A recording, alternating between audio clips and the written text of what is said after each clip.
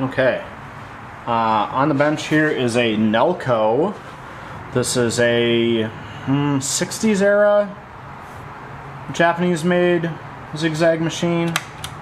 It's got a really cool feature, this lamp cover, but it's got built-in buttonhole, so gonna use that for a stitch test.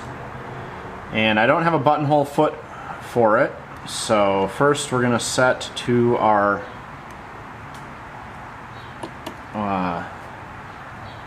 top of our buttonhole and get a couple stitches in. We'll set to our forward travel, which is the left hand side of the buttonhole.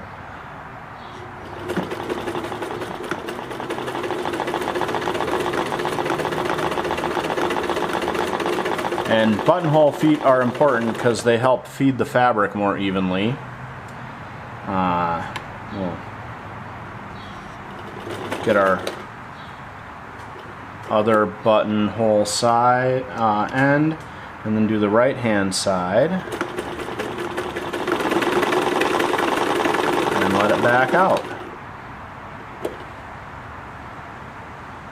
And then we'll shift back into our straight and zigzag stitches, but the tension is set too high for buttonholing, but it's in the middle, so there's a lot of room to get it loosened up because it is drawing a lot of lower thread up, but it makes a neat little buttonhole.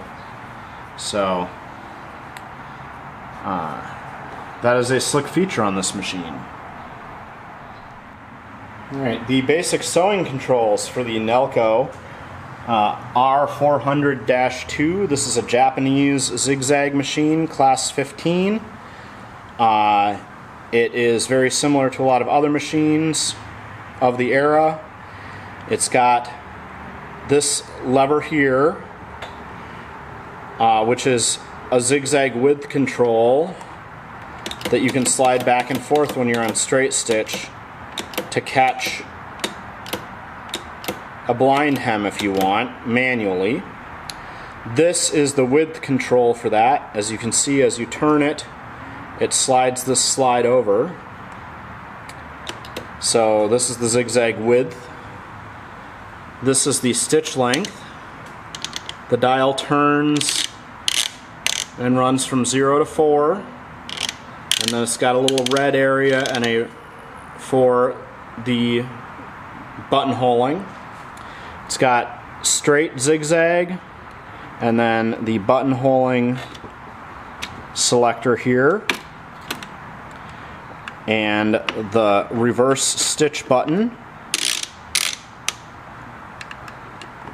that pushes in based on how long your stitch is. And then these two buttons are the presser foot and darning.